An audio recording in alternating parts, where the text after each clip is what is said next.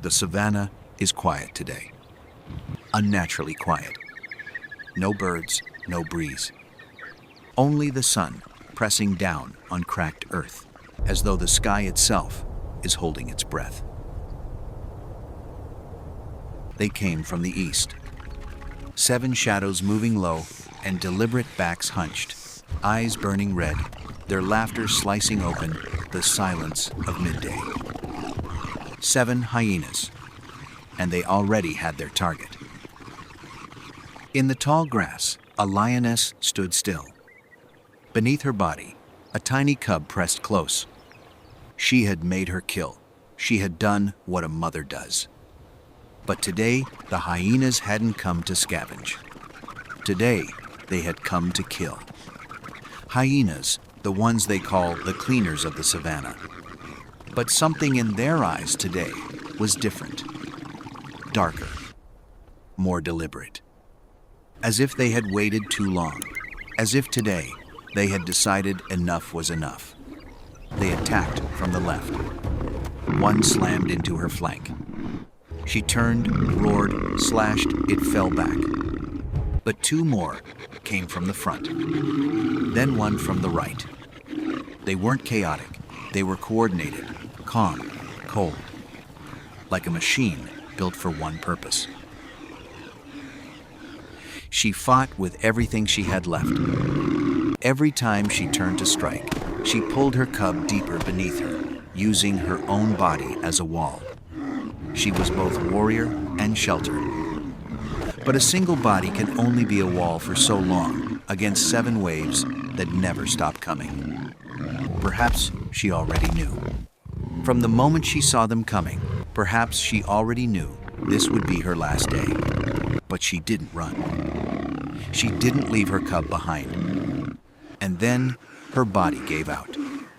Wounds layered over wounds. Blood soaked into golden fur. Her legs trembled. Her breath grew shallow. She let out one final roar, not a warning this time, a goodbye. Then she fell.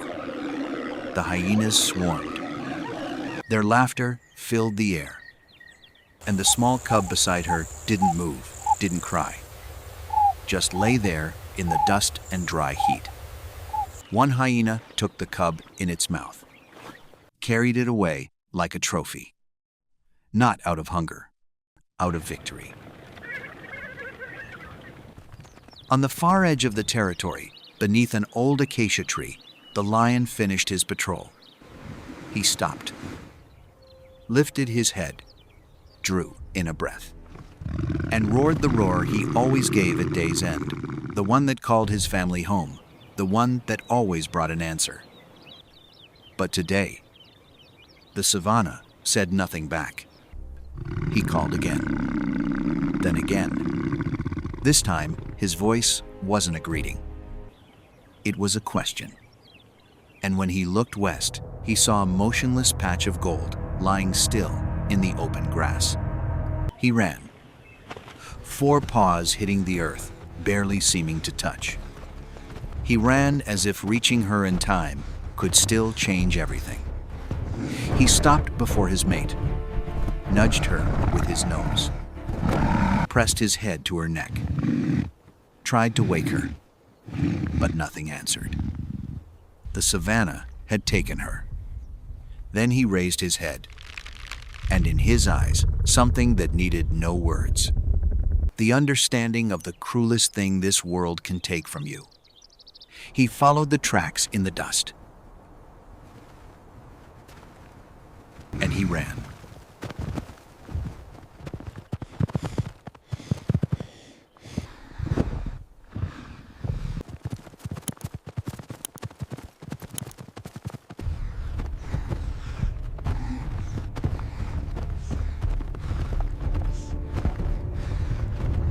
He found the hyenas.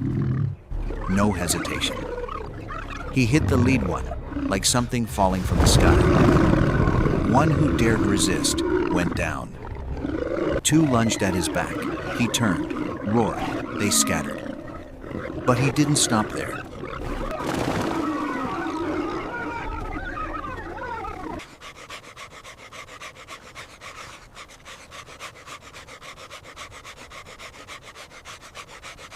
He ran straight toward the den. The hyenas froze, a lone lion charging directly into their stronghold. Not to hunt, but to find something.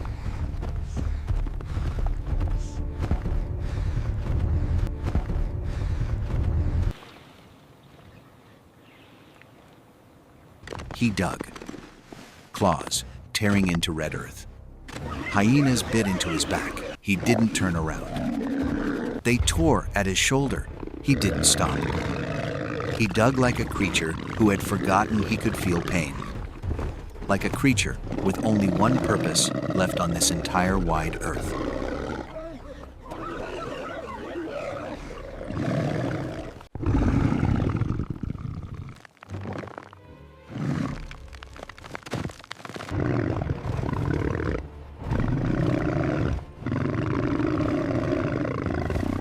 Then he stopped.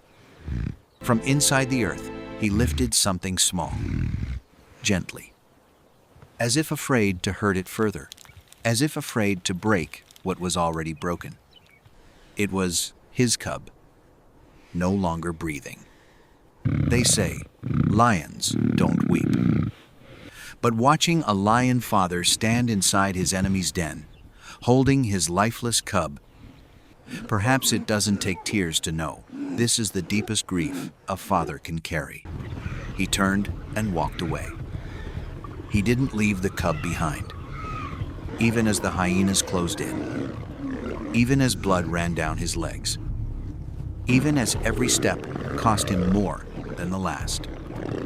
The savanna watched that evening as a king took his final steps, carrying his child home. Not because he believed he could still save anything, but because a father cannot leave his child in the den of those who took everything. He fell in the open grass. The hyenas circled, but in his mouth the cub was still held. Until the last breath. The savanna will not remember his name. He had no throne, no pride to mourn him. Only dry grass, red dust, and a story no one will tell. About a father who went to find his child, knowing he would never come back. And perhaps that is what love really looks like. No one watching, no one to remember. Only the doing until the very last breath.